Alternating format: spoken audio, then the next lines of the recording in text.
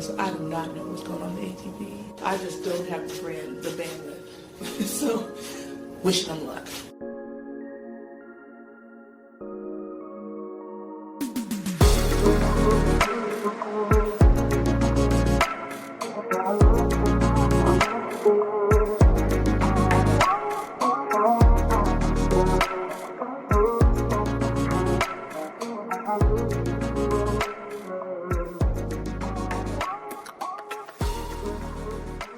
Hi everyone, welcome back to The Body Serve. I'm James. I'm Jonathan.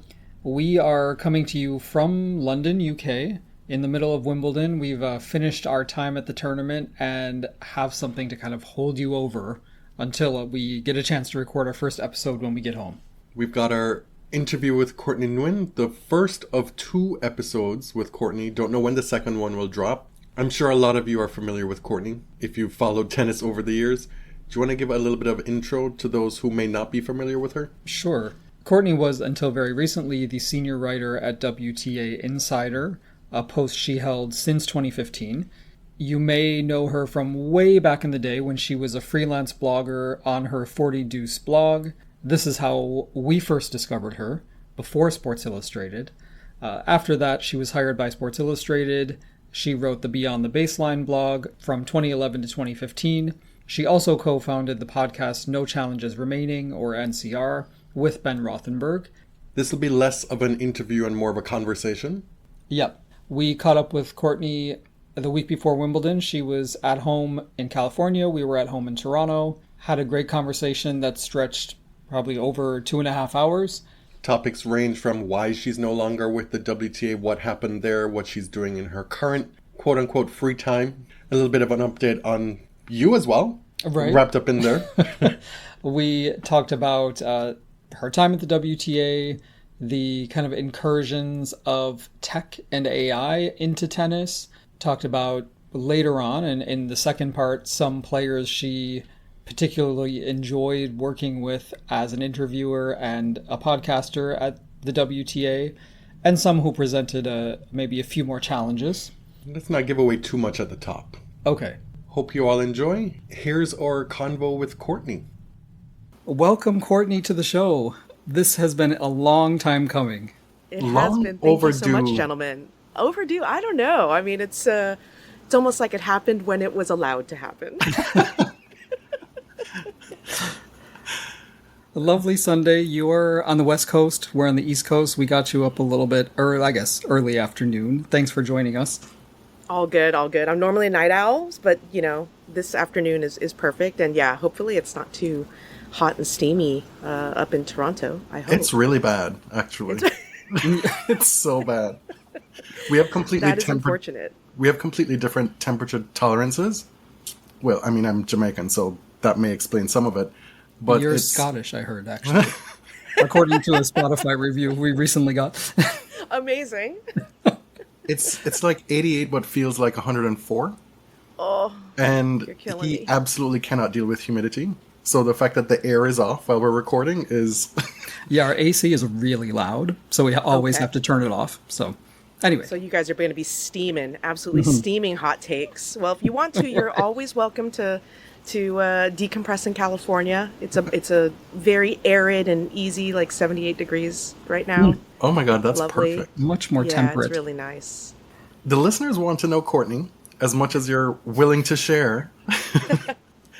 What have you been up to? Because you let the world know, what is it, like a couple months now at this point? Yeah, mid-March. Yeah. That you no longer work with the WTA. So the question is, what the hell happened? Great question. The question on everyone's minds, including my own, my parents. We're all trying to figure it out.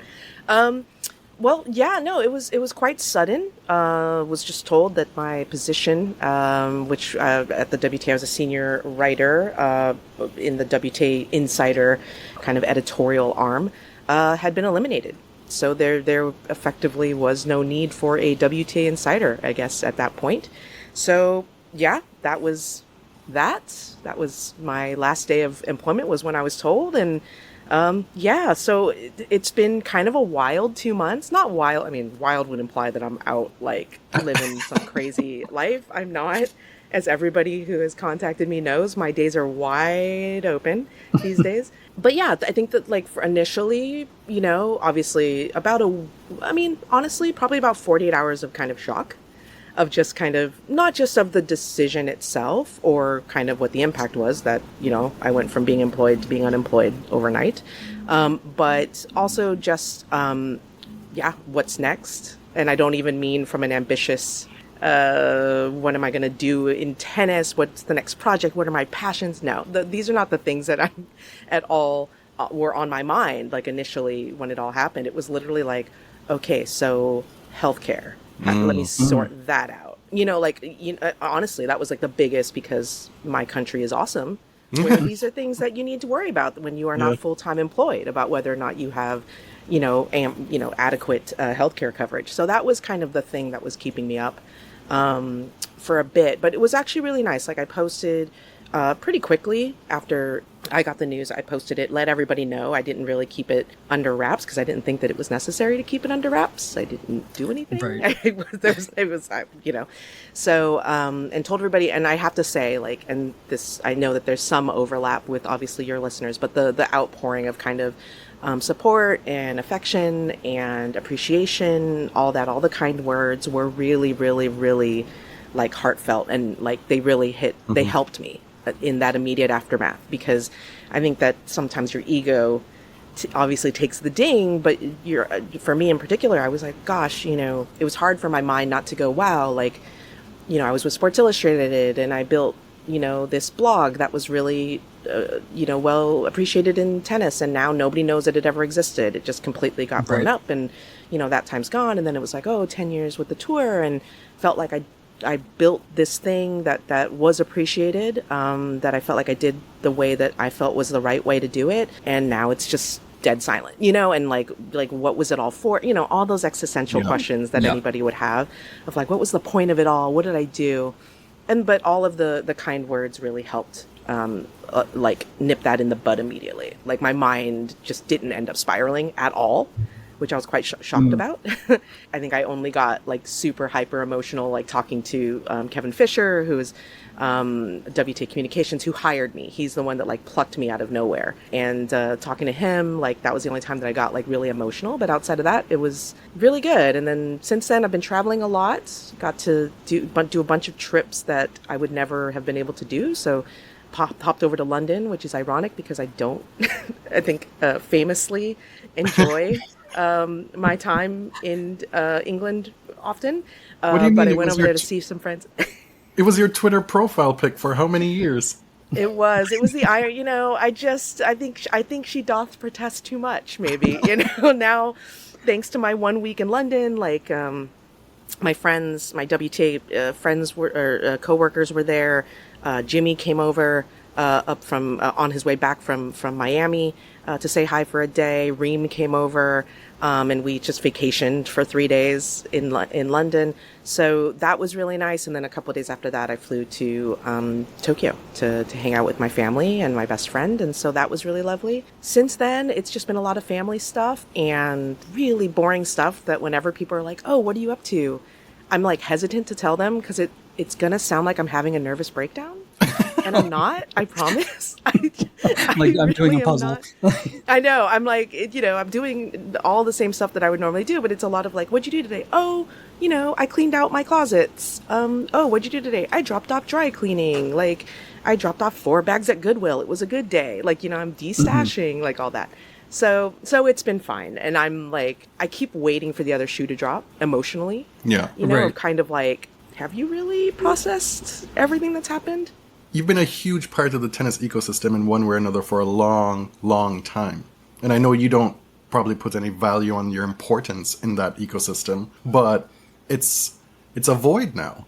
Like we have a mutual follower who said after Jasmine Paolini won Rome, I think I sent it to you, that it would really be nice to have a champion's corner after this win. Jasmine winning on home soil, and we just don't have it.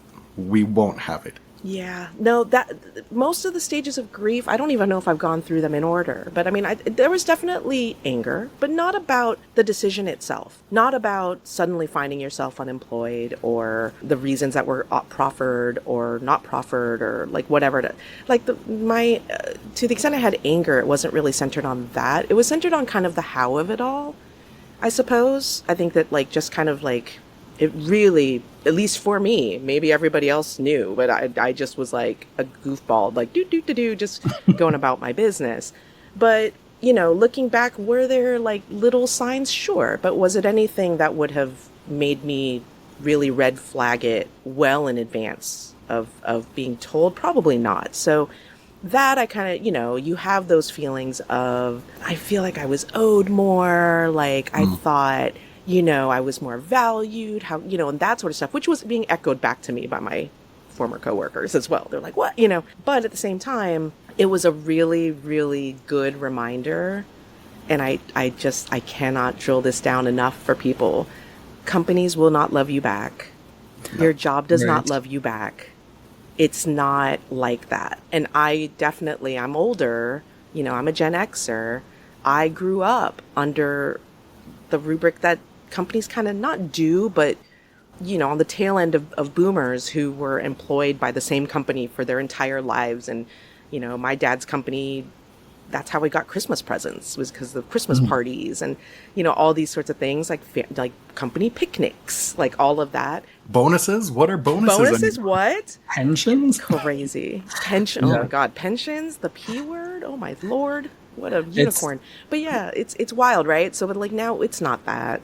Everything's, they're mercenaries, we're mercenaries, like, and you can't have those emotional attachments. And maybe that was my fault for kind of truly still loving it. And that's why, like, you know, even when it's all said and done, I'm still up at 3:00 in the morning to see if Wang Xinyu is going to win Berlin. That has nothing to do with the WTA Corp or Inc. or, you know, like whatever. It's about the people, and the people never changed. And I still care about the people, and I care about the product itself. And none of that has tarnished that. So I feel quite happy about that. And I feel lucky about that. I'm not mad, you know, to where I'm like, ugh, I don't want to watch this anymore. It's like, no, you don't get to destroy that from me. Like this thing that I love, you know? Right. Shortly after you told the world that you were no longer with the WTA, I was laid off from my job as well, which I told you. I haven't said it on the show before, but that's what was going on at the same time. So solidarity there. But unemployment rules. I right? went to a family reunion thing, and like 3 of my cousins are now unemployed. Like I think almost all, think voluntarily or not, but no one's really mad. No one's really as mad. I mean, again, there are certain X's and O's that need to be taken care of, obviously, about, you know, that happen when you're unemployed. But yeah, no, I was, when you, like, I think you texted me like a few days later. It was really tight. It might have even been the same week. Yeah. It might have, yeah. But, I, like you, I felt like I had a pretty realistic relationship to work. So it wasn't so much the work, but I definitely went through the anger stage. That was probably the longest of the phases for me. But what was the source of the anger for you? If I can be so bold as to ask you. Yeah. Well, I didn't agree with the decision, obviously. Sure. Yeah. But I also just felt it could have been handled better, and that had I been on the other side, I would have handled it better. I was going through the exact. Yeah. That was where my head was at. A lot of it. It just goes to show, like, not to be naive or Pollyanna-ish about things, but like, how you treat people matters. It's not about the results in and of itself all the time. Like, if you treat people kindly and you treat people with grace and empathy and put yourself out there to kind of be like, you know, genuinely like sorry, you know, and to think about what this is doing to another person, it goes a long way to making these decisions kind of go down a little bit easier, because it's going to go down hard no matter what. It's not, can't fix that. But I mean, with the lawyer side, I mean, I also understood it in the back of my head of just like, I get it. There's like a lot of, especially with HR and, you know, and HR rules, not the department, but just general rules about what can be said, what can't be said, who can, and all that. But to be kind of, I don't know, to just kind of be flung out, which is what it felt like, was really this. I was not a temp worker. Yeah. Do you know what I mean? Like, yeah. You worked at the WTA starting in 2015, right? Yeah, this So was my you've- 10th year. Well, going on my 10th year, yeah. Yeah. And you mentioned a lot of the work you've done online.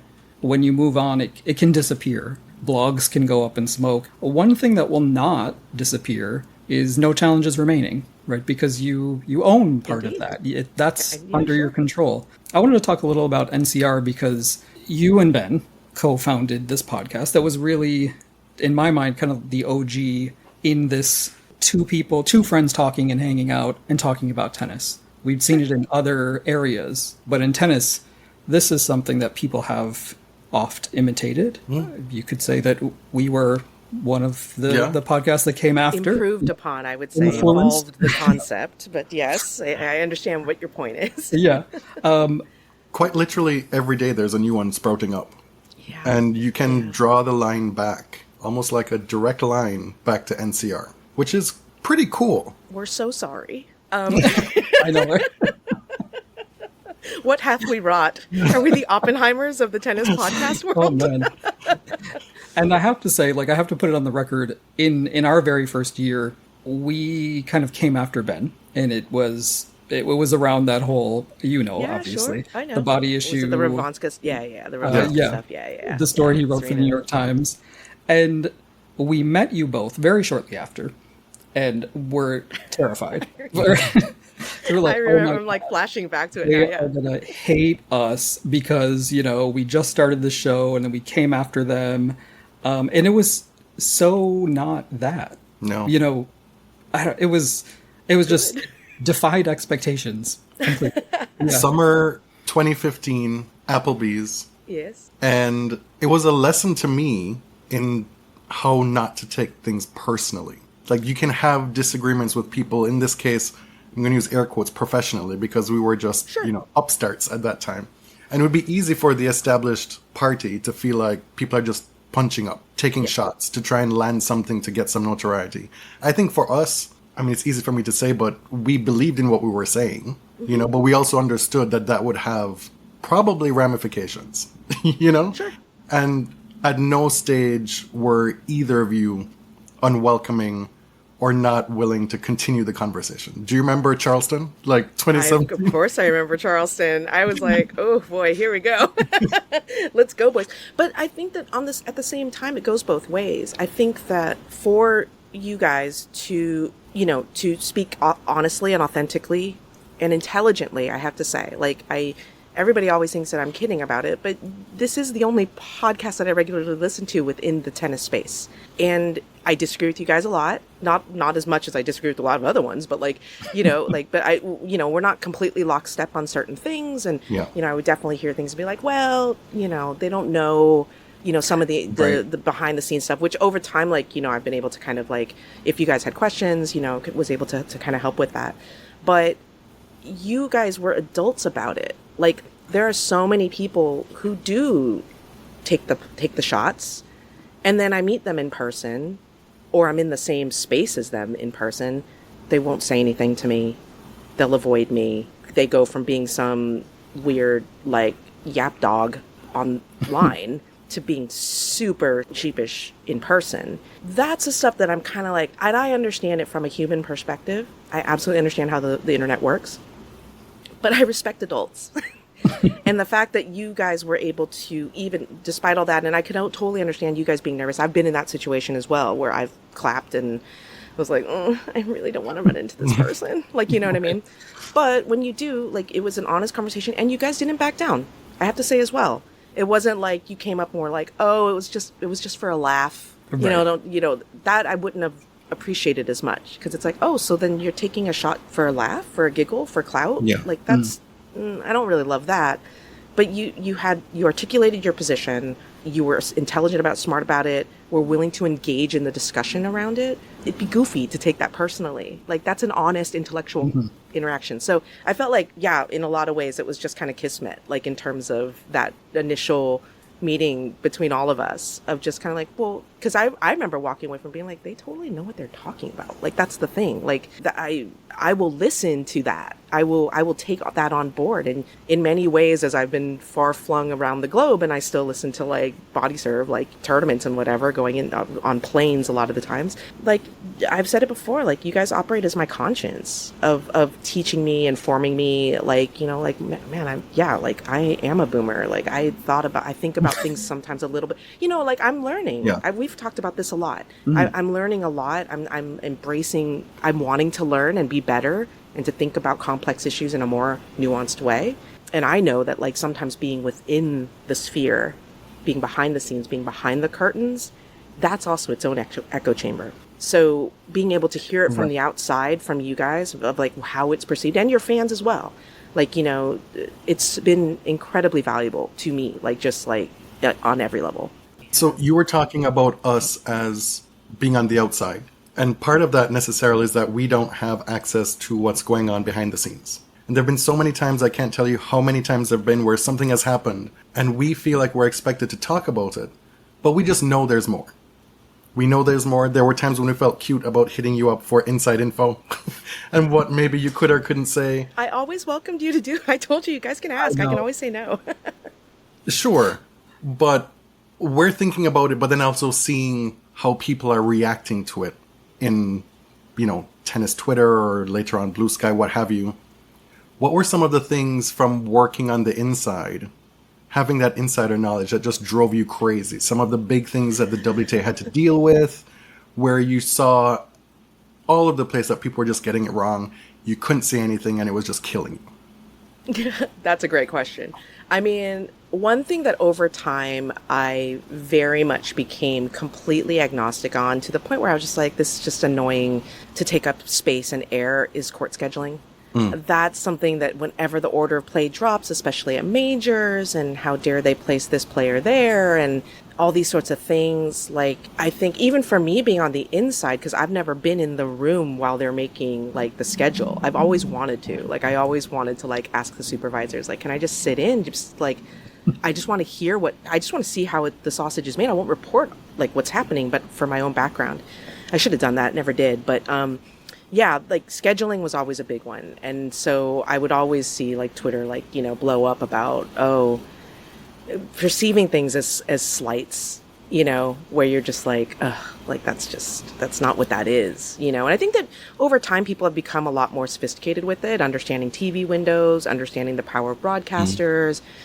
Obviously, Roland Garros is a great example of that. Like, not that I don't care about the scheduling. I absolutely understand the night scheduling discussion, and it's a totally fair discussion to have.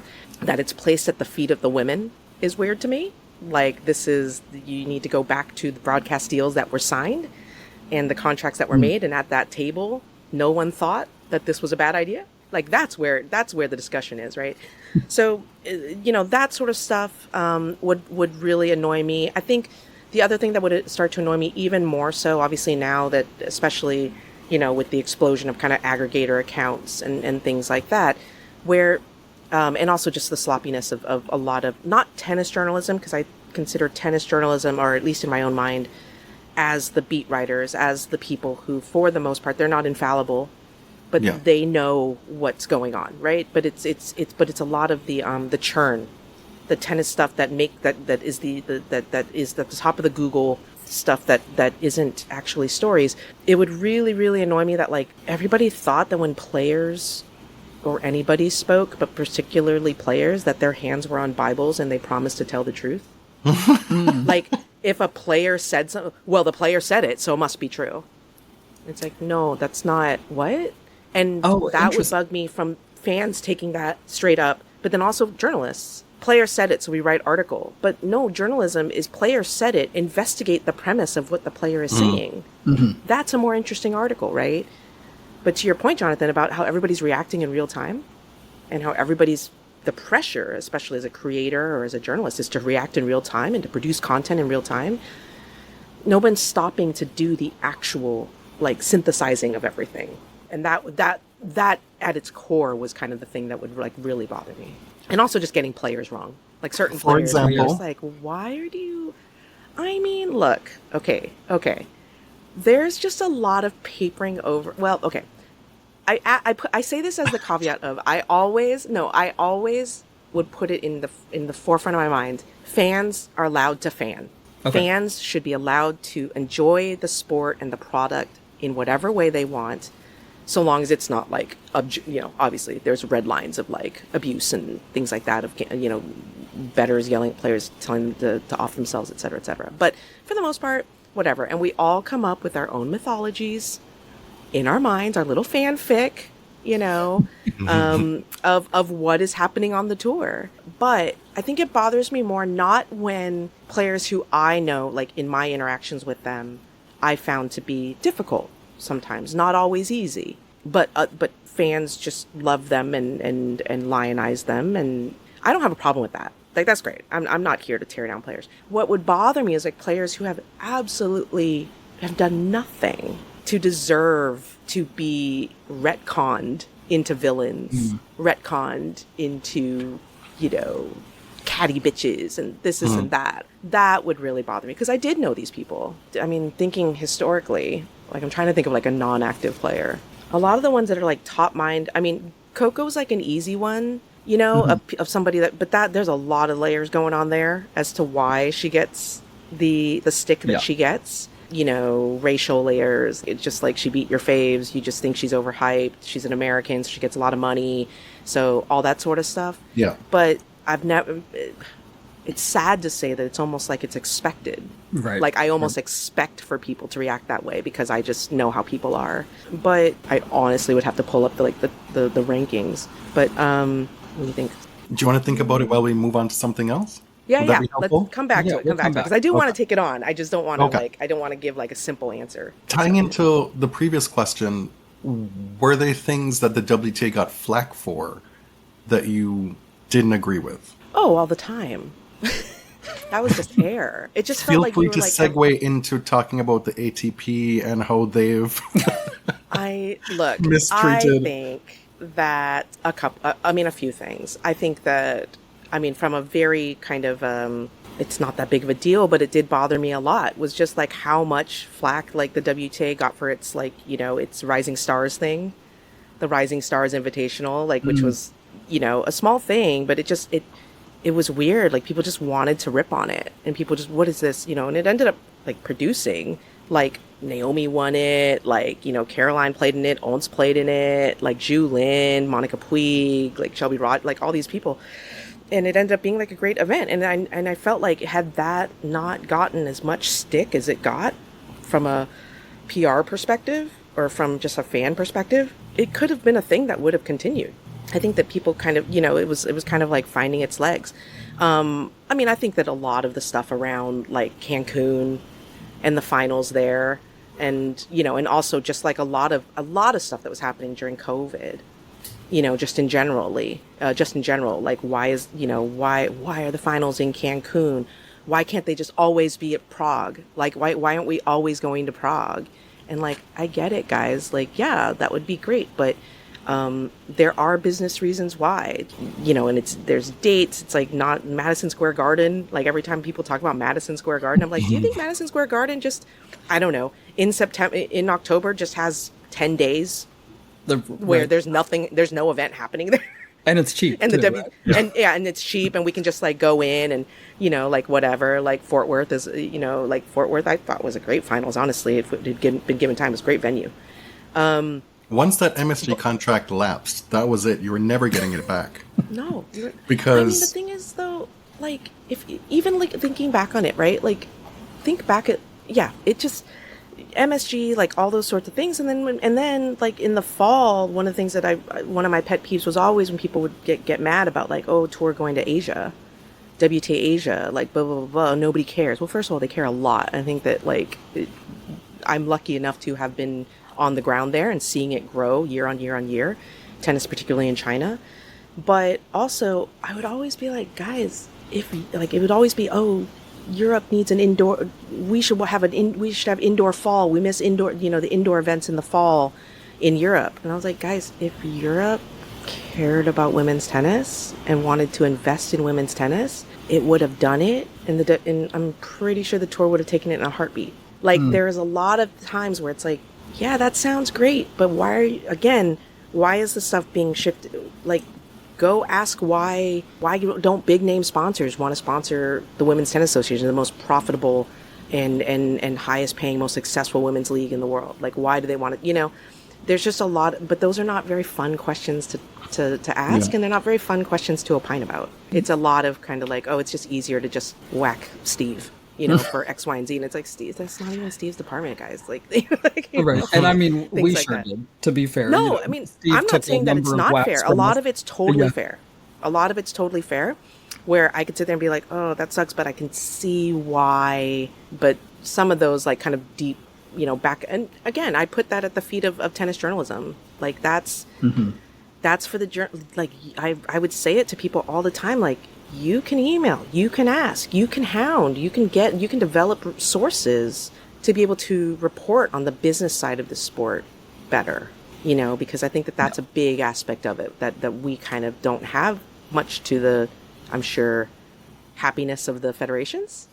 Yeah. That, people would rather just write nonsense stuff about player X said this and get their clicks for the day, as opposed to spend a month and a half on a fully reported good piece. We need more. on a story that someone may not buy, or it might not be worth your time, right? I think for fans and for maybe indie followers of the sport, sometimes it's hard to understand, like, who are all the stakeholders in tennis, who makes the decisions about where tournaments go, how prize money is paid, who's scheduling the matches, like you said. Working for the WTA, did you feel that you had a good sense of the business aspect of the sport?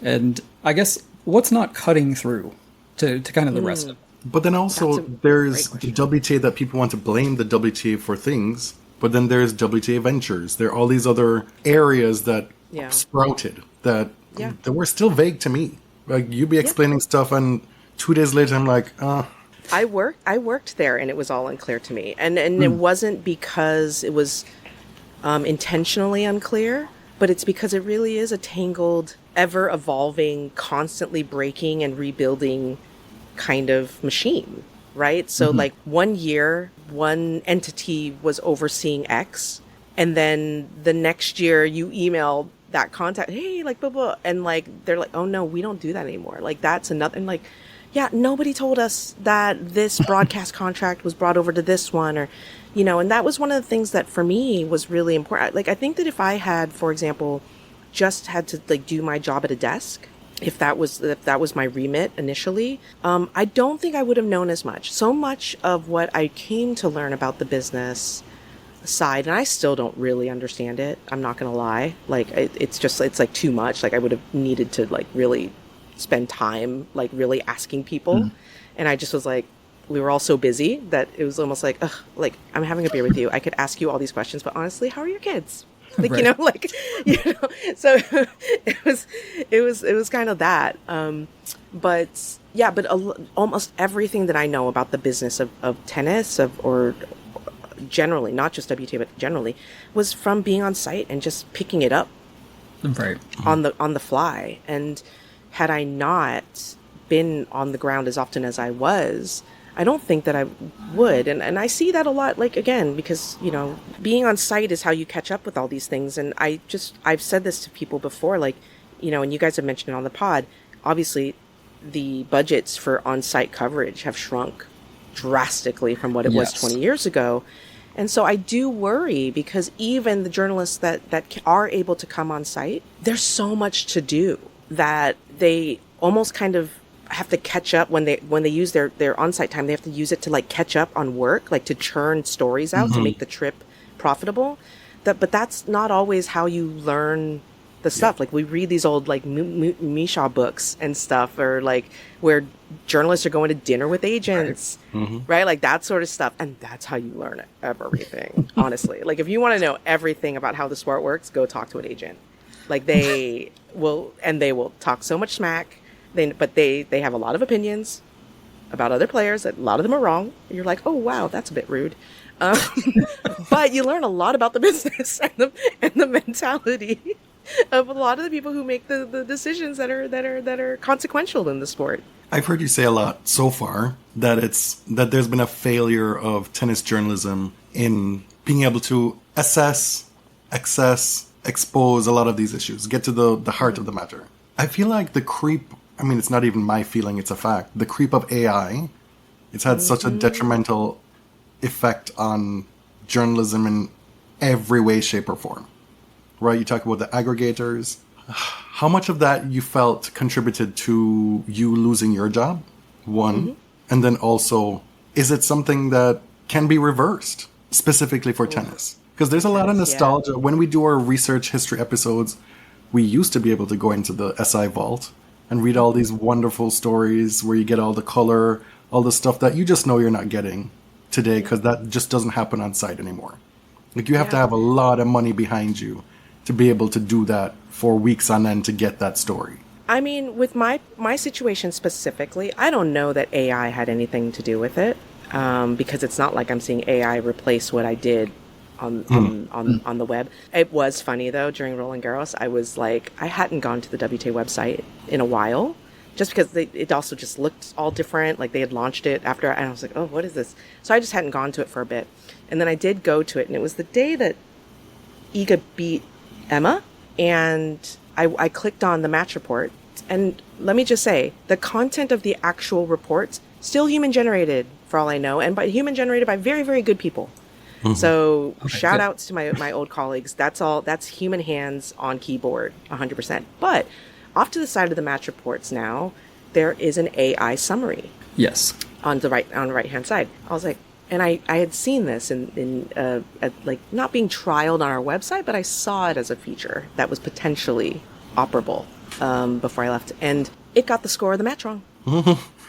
And I'm just like, how do you get a fact wrong though? Like I understand like AI getting nuanced things wrong, but how are you, like, it's literally, the copy says the score was like 6-2, 6-1, and this one said like 6-3, 6-love or something like that in the AI summary. I'm like, where did you even get that?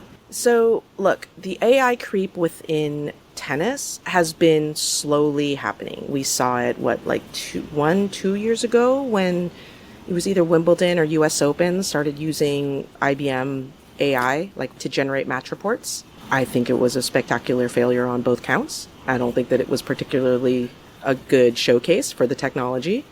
But what I always say about AI is that when you critique AI, it doesn't help to critique its quality, because the quality will improve. Okay. It just will. It is machine learning. It will. So if the point is, well, AI is wrong all the time. Well, what if AI is right? Is it okay? No. No, we don't want it to be better, right? Yeah. We don't want it to be better. I'm fine with it sucking. So with AI, the critique has to be, it shouldn't be doing these things in the first place. Yeah. Whether it can do them well or not. It's taking jobs, and it will take jobs, because ultimately what the slow AI creep, not within necessarily just tennis, but across the board, is exactly that. It's going in, it's taking jobs, and it is right now convincing the public that the slop is acceptable. It is retraining your brain, your eyes, your ears to think, well, that's just what a YouTube video looks like now. Yeah. That's just what narration sounds like now. That's not what narration sounds like. I've downloaded audio books, like free audio books, and I've listened. I'm like, whoa, this is computer generated. This is not a person reading this. And it wants you to say it's okay because it's free. And that's ultimately what you have to be fighting against, is that it is dumbing you down. It is making you stupid to accept slop. And that we definitely see within tennis, right? Whether that is AI generated highlights that you're like, I'm sorry, but if a highlight is dropping 30 seconds after match point, no human cut that highlight reel. And then that's when people are like, well, why is it, the best point wasn't even in there, or the most consequential point wasn't even in there. Yeah, probably. Because how is AI supposed to know that? They're still trying to teach the AI how to identify what is you tell AI, a consequential point are break points, obviously, that gets saved, let's say. And it's like, and then it puts in a 3-minute highlight, a double fault on break point. Right. It was a break point that was saved, that should not be in there. Things like that. So it's retraining you to accept that this is all okay. And it is important for everybody to be like putting their hand up and saying, no, it's not. And, like I made my opinions about AI very, very clear when I was with the tour. Does it matter ultimately? Who knows? It's a lot of money that they are saving if they can be convinced that they can get away with this. And that stuff is the stuff that pisses me off. Like, I think anybody who follows me on Blue Sky knows that AI is like one of my chief driving auto retweet issues. It may not be a direct AI thing. Say they decide, okay, I'm going to let Courtney go. Not necessarily because of AI, but a pivot to focus on other kinds of content that can be created for free, as you say, or without paying for somebody's healthcare. Sure. 100%. It's because of people are so accepting of that devaluing, like you were talking about. Like, you Google something, you get 10 hits. If you are a discerning person, you can tell that 8 or 9 of them is Sportskeeda-esque. Yes, It's exactly designed where the headline forces you to scroll all the way to the bottom. You then spend a certain amount of time on the page, you get ad exposure, and then you find out the date of something. I feel like there's such a lack of want to do things thoroughly. Yes. And it's not that we can't change or pivot or do things in a new way, but we know when something is being done in good faith or not. And so this slow creep, it just feels like this general sense of ickiness across life in general, and then also in sport, and tennis for our specific interests. Yeah, I mean, I strongly feel that everything got bad on these topics of kind of technology replacing people, about devaluating human labor, all sort of stuff within tennis, the minute the sport decided that lines judges were not necessary, that a computer could do it. That was it. Like, I was like, well, it's all off. All bets are off. We're all done. Because this is a sport that values tradition so much. At least it says it does. It values tradition. And in a lot of ways, tennis is kind of built like a bit of a welfare state. Things that do not make money have historically been allowed to foster within our sport and be supported by our sport, primarily because we just feel like that we want to keep the sport pure, quote unquote. This is all, I'm not saying this is my opinion, but I think this is like up to that point. This was always the thing that was shoved down our throats. Tradition, tradition, tradition, right? And the minute that Hawkeye was able to go in there and say, yeah, you don't need lines judges, and look at how much money you're going to save at the tournaments, not having to provide transportation, flights, housing, and food for line umpires, and we can just have this thing. And also, we're a corporate, we're Hawkeye, we're already doing the other stuff. We'll cut you a little bit of a discount. We'll get in there, do it for cheap, do it, as we kind of trial and test our line calling technology. But it's not just about Hawkeye, it's electronic line calling in general, so it's not about the company itself. And tennis said, yes, we don't want human beings on the court. We don't accept human error. We don't want the flavor that allows. We don't want to, despite the fact that some of our biggest stars in the sport have built entire personas on yelling about bad or good calls. We don't want those moments. We want this. And even though there's a margin of error, and even though it can be just as wrong as a human, we're just going to tell everybody it's not. We're just going to treat it like it's definitive. And then we'll just convince people. We'll just keep saying it over and over and over again on broadcast. And then now it's like, oh, thank God. I've never in my life, the entire time that we have had electronic line calling, ever thought, oh, thank God we have ELC. It's never been a thing that crossed my mind. I didn't care when line umpires got things wrong in the first place. It just was part of the sport. It was part of the fan experience as well.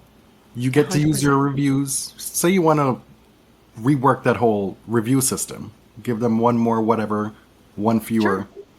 The communal experience inside the tennis stadium is gone. Because there's nobody who, in that arena, who disliked it. Waiting for the replay to come on screen, the crowd goes, ooh, ah. The heartbeat, the dun, dun, the Jeopardy players music. Themselves get an extra moment to take a breather.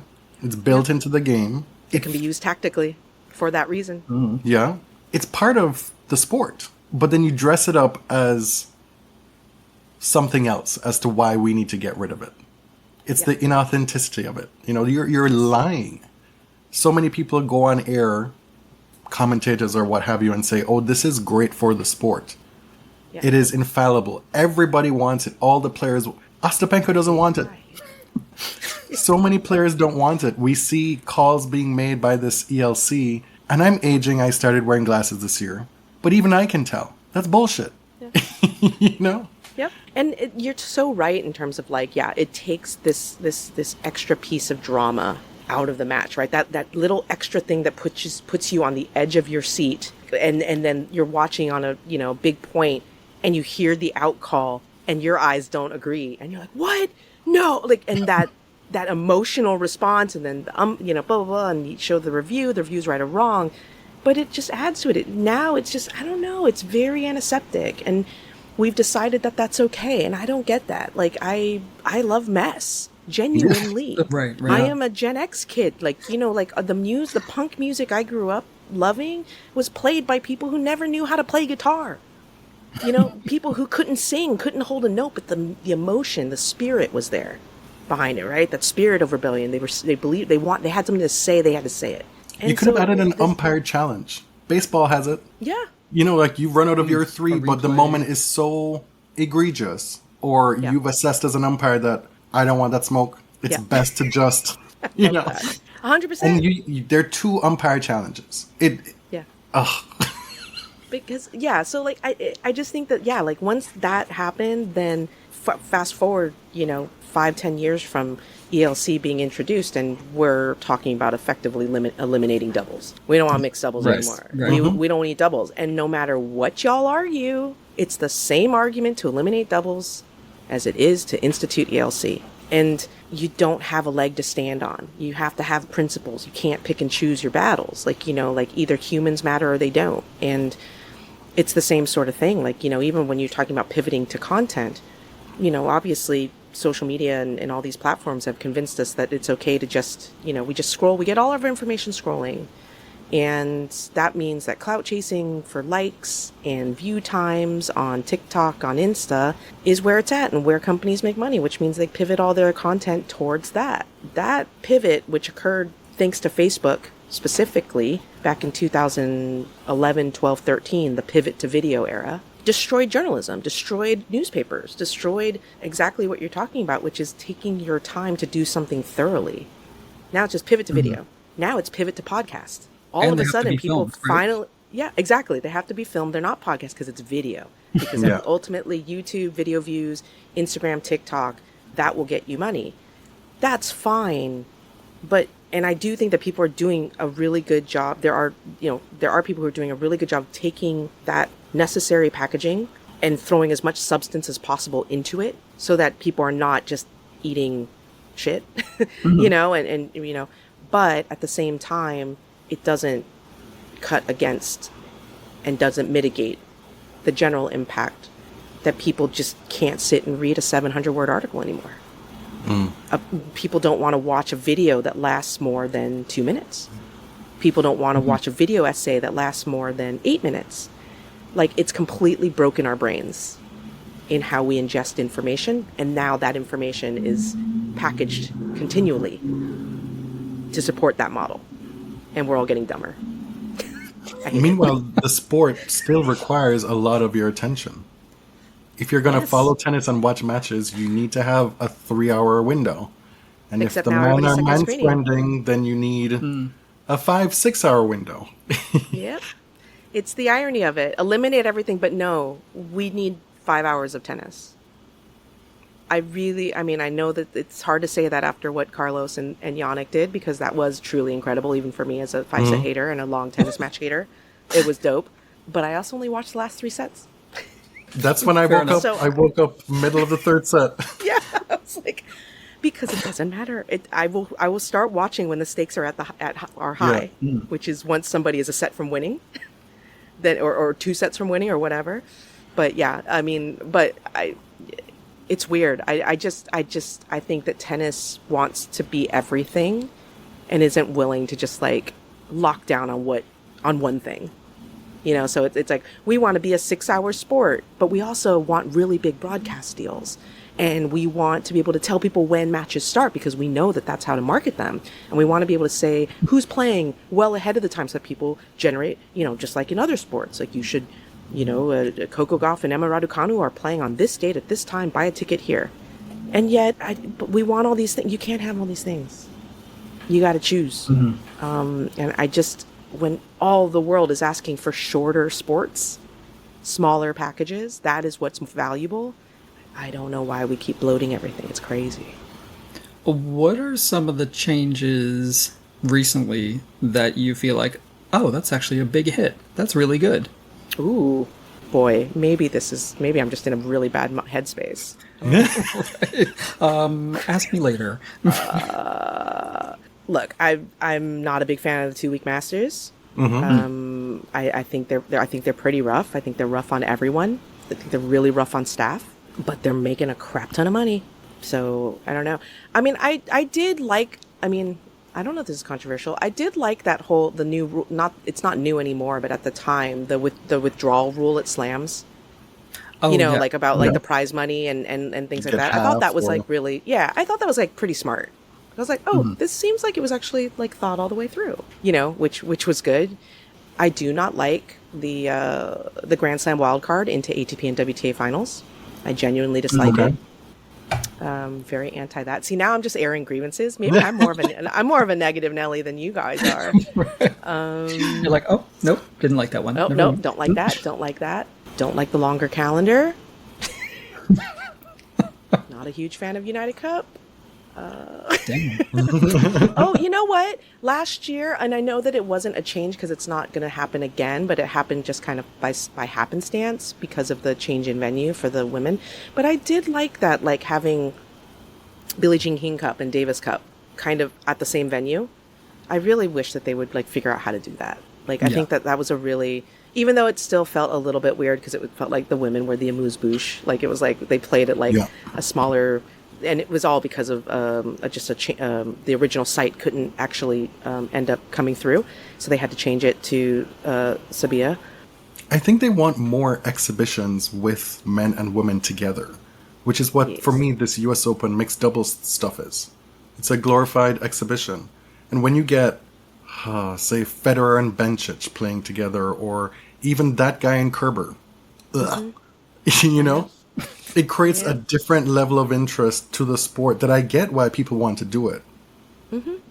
No, I agree. I this is why I think that, like, as much as I said, I'm not a big United Cup person, but they have made like a lot of changes to the format year by year that I do think they're getting closer to just going back to being Hopman Cup, which is what's kind of goofy. I'm like, and this is very tennis, which is like, new people come in, they say, here's a thing that's never been, they destroy a thing, and then they invent a thing, and they're like, they're so ambitious. They make this thing. They realize they can't do it. Then they slim it down, and then at the end they have the very thing that already existed that shouldn't have been messed with in the first place. Very common thing within the sport.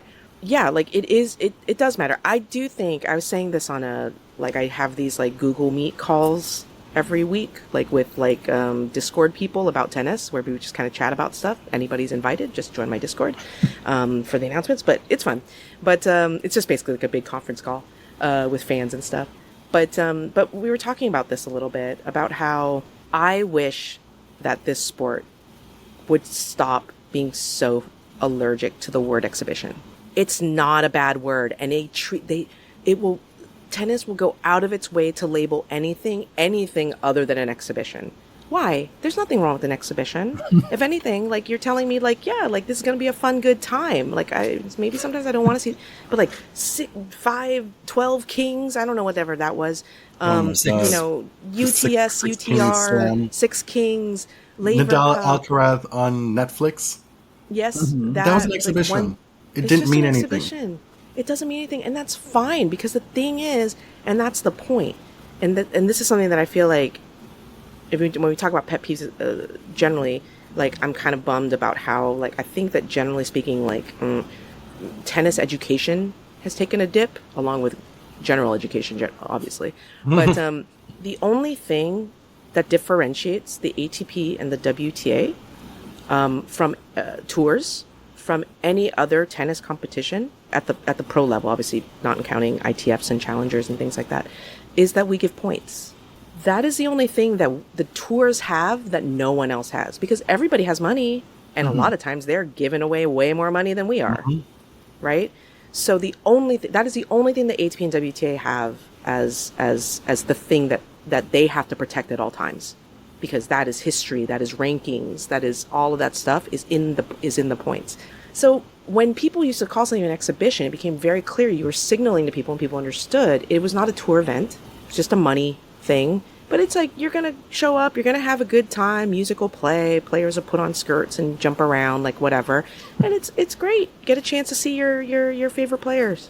And then, about 6 years ago, everybody decided we just want to create almost this sense of confusion over these events. Like, to a casual fan, they don't know Laver Cup, what that's different than United Cup, or how United Cup is different than Davis Cup, how Six Kings is different than Stuttgart ATP 250. Yeah. Like, you know what I mean?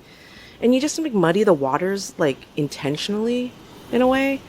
Anyways, it's a small bugbear of mine. It doesn't really matter, but I agree with you. Exhibitions are great. Have more exhibitions. Get your money, boys and girls, in exhibitions. I have no problem with it whatsoever. Just call it an exhibition, and the mixed doubles is an exhibition. I truly cannot believe, really, that they're really going to give out a U.S. Open mixed doubles title trophy to the Why winner couldn't of we the have had Invitational. both? Yes, To your agreed. point, like, call it an exhibition, give it another cup name, give them all the money, but also have the other one. Yeah. Why couldn't we have had both? It's very odd. I mean, obvious, and it's so unfair to mixed doubles, and I'm not somebody, generally speaking, that is ever going to be sitting here defending doubles. I have my own takes on it, but the thing about it's so unfair to mixed doubles, because, like, of course this event is going to be a spectacular success. Right. There's no way that this event is not a spectacular success, and the USTA will point to it and say it is a spectacular success. Look at that. Oh, we've really done something, and that's just going to encourage, Tennis Australia is going to be looking their lips ready to go in January. Craig's already slithering. Well, he's probably He's on mad it. he didn't think of it. I'm shocked he didn't. I was thinking about it before. I was like, why wouldn't you? And then I realized, because United Cup kind of backs up too close to it. Mm-hmm. And Yeah. there's a lot of, like, United Cup appearance fees and stuff. There's a lot of money that goes into that. So, might have ran out of the cash. But yeah, I mean, there's no reason why Roland Garros wouldn't do it. Like, anybody would want to do this. It makes sense. But not in a replacement of an actual event that people won historically. And like, BJK has a crap ton of mixed doubles titles. Like, obviously, like Martina, like, Martina Hingis, like, what are we doing? You just completely dilute, and you didn't talk to anybody. Like, it's wild to me that it's allowed, but it's going to be successful and people are going to love it. Yeah. There's nothing wrong with that, but it's an exhibition. That's all. Yeah, that exhibition versus, like, real tennis thing. I had such a revelation, I think, when we started going to tennis tournaments more often, that there's this expectation that I just assume players care equally about every tournament, Right. That, okay, we're in Cincinnati, it's Oh, really James. important. You could win 1,000 points. Everybody's trying their best. I think because that's what you're fed, right? That's what's expected.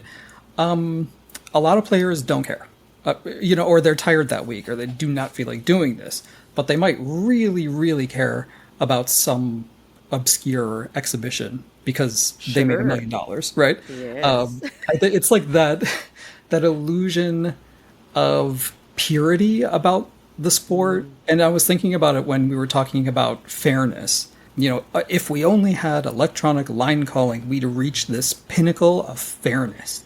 There's nothing more to do. We've solved it. We've cracked the code. And tennis is so much more interesting and messy than that. It's trying to take, exactly to your point and to Jonathan's point, the very thing that so many of us in particular, like the tennis hipster dorks, love about this sport. What got us into the sport was mess, and What's wrong with that? There's nothing wrong with it, especially if you're a WTA fan. Like, it's like, I mean, mess is part of it, and it's so funny to then, like, you see it how antiseptic tennis is going. Just in general, like homogenization of court speeds, unifying the format of every big event, like all these things where we're just trying to kind of take all the we're shaving off all the edges of everything, of player personalities, of tournaments, of tours. Everything's so middle of the road. Then I turn my head to the left, meaning I just start scrolling on Instagram. Look at the WNBA. Mess up the wazoo. They fight. Right. The girlies are literally fighting Literally. on the court. fighting. They are literally fighting. And it's like, people love it. Like, and that, I mean, I always tell people, like, because when I was first starting to play sports, like, when I was a kid, I was into volleyball, I was into soccer, I was into basketball and softball. I went to a basketball camp one summer, and I never played basketball again. And the reason why is because, and this would have been in the 80s, women's basketball is physical. I was not prepared for that. When I played pickup basketball with my guy friends on the blacktop, we were just shooting, we're doing layup, you know, kind of defending, but not really, you know. And then I go to like girls basketball camp, and that girl was just straight up in my face. I got scratched. This girl set a pick on me that like concussed me for like 3 days. Like I was flat on my back. Like I was like, bro, what is going on? I do not like this at all. But that's the sport. It's messier. It doesn't look as clinical, not because there's a lack of quality or a lack of technique, but because that's kind of in the DNA of it. And women's tennis is the same. Why do we not want that? We should want that. Yeah. I would much rather us lean into, kind of amplifying the mess. Yeah. On the tour, like the harmless mess. Yeah. To be fair, Right. you know, Sakari and Putintseva getting into it at the net, hilarious today. You saw that today? Oh, did you not? Yeah. Oh, spoiler I alert! did. It's a good time. It's a good time. Sakura They was both had about points. that They life. both had points. I was She was impressed. not. She was not having it. She finally put her foot down. She is not wrong. You know, at the same time, Poots kind of like, ooh, you know, handshake police. Also not wrong. You know, like it's points were made on both Right. sides, and one can adjudicate accordingly. But yeah, like I would rather much more the sport amplify that sort of stuff than artificially, as an industry, ship two players, Yeah. which is also Yeah. what's happening right now. Yeah. Do you know what I mean? Like that's Right. goofy and that's cringe, but like that stuff is actually the competition. That's actually like two players getting into it at the net or whatever. Like that's the product. Right. The other thing's artifice. What are we doing? It's so goofy and unserious. I'm sorry. I can't with the Alcaraz Raducanu thing. Like as an industry, they're shipping. It's crazy. Okay, for part one, we're going to call it there. Our mutual disinterest with tennis shipping, especially the new big one that's been going around lately, of particular import at Wimbledon. We'll be back with you over the weekend once we get back to Toronto, wrapping our first week at Wimbledon, our first trip here. Lots to talk about with that. A lot. We've had a great time and can't wait to record that one, honestly. Thanks for listening. Till next time. Thank you very much.